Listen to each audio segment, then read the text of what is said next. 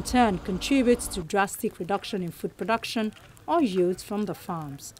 This development could also bring with it a masked but possible spell of food shortage or crisis in parts of Nigeria, considering that most farmers from affected parts of the country have abandoned their farmlands for fear of being attacked by the herdsmen and migrated to places with no opportunity to cultivate land to produce food. With more than 70% of the country's workforce engaged in agriculture-related activities, climate change and variability pose significant risk to agricultural development, food security, poverty reduction, and political stability in the country.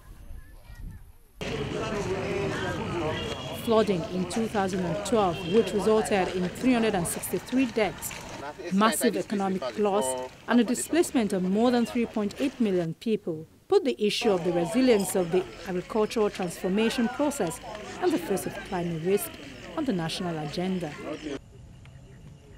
This prompted a consultative process that led to the National Agricultural Resilience Framework, launched by the Federal Ministry of Agriculture and Rural Development in 2014. The National Agricultural Resilience Framework is a policy framework designed to ensure that Nigeria's agricultural sector is able to cope with the shocks and stresses of a changing climate through appropriate climate change and adaptation and mitigation measures. In its bid to promote agricultural resilience, Nigeria joined the Global Alliance for Climate-Smart Agriculture to contribute to the goal of ensuring that 500 million smallholder farmers worldwide can adopt climate-smart agricultural technologies and practices through agricultural insurance as well as other options.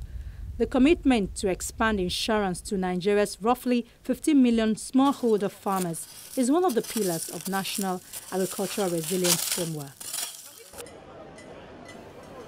Insurance composes only 0.72% of Nigeria's gross domestic product, compared to an African average of 3% and a developed market average of 8.5%. One of the things we can look at as being a challenge to insurance is that one is awareness. The other one is this level of literacy. That's another aspect of it. When you now come to the issue of perception, how did people perceive insurance practitioners? That is also affecting the insurance penetration. By extension, we now bring in agric into it. Now, that now explains why agricultural insurance is not thriving as it's supposed to be in the country. Because how many of our farmers are actually literate in terms of Western education? So you will see that it really has a great impact in agricultural insurance.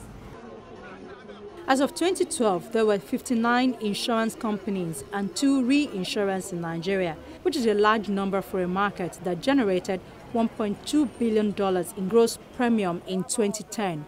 Up to 2013, the Nigerian Agricultural Insurance Corporation held a regulatory monopoly on providing agricultural insurance in the country. This regulation was lifted in 2013, and since then, 6 other insurance companies have applied for and received the license to provide agricultural insurance. However, experts say the focus of these companies has been on medium and large-scale farms, as their capacity and exposure in the area of index insurance is limited. In November 2017, a roadmap to expand insurance to help Nigeria's smallholder farmers cope with the extreme weather as they transition to more productive and profitable agriculture was launched. The roadmap, a contribution to the country's National Agricultural Resilience Framework under the Nigeria's Federal Ministry of Agriculture and Rural Development, outlines a series of steps to make new innovations in agricultural insurance available to more of the nation's farmers. Index-based insurance is an innovation that triggers payouts based on an index that is correlated with agricultural losses rather than actual losses. This reduces the cost of insuring smallholder farmers and the delay in processing payouts. So Kenya Livestock Insurance Program incepted about 2 years ago on the basis of an index-based livestock insurance program that my team and I began in 2010. And some of the efforts that we have undertaken to ensure precise contract designs, to ensure, to carry out impact assessment so we can understand what is the household level social and economic welfare benefit of providing livestock insurance to pastoralists, and also how we can highlight the fiscal savings that governments would otherwise have to respond to droughts and the impacts of droughts in this area. The savings that they make by being proactive and otherwise paying premiums. So what are some of these benefits? The work that we have done in northern Kenya and southern Ethiopia, we've been tracking the pastoralist households through annual surveys, and we are seeing that households with insurance, livestock insurance, are more likely to invest in increased inputs. So they'll invest in more veterinary care, they'll invest in more forage inputs, they'll invest in more water. And this is kind of what you expect when you provide insurance, even let's say to smallholder crop farmers. We hear a lot about access to improved seed, access to fertilizer, and so on. But part of the reason that smallholders don't invest has been shown to be their concern with the risk. That if they invest and let's say the rains don't come, then they have lost the extra costs that they have to put for the payments of these inputs. So we are showing, at least in this, in the livestock, in the pastoral system, that these are having a positive benefit, and they're increasing the incentives for pastoralists to invest in their herds. But there are also other positive benefits that we are seeing. We're seeing that households with insurance are less likely to engage in distress sales of livestock that will then reduce their growth trajectories after an impact. We're seeing that households with insurance are less likely to reduce the nutritional intake of children below 5, which you know has a long-term growth trajectory.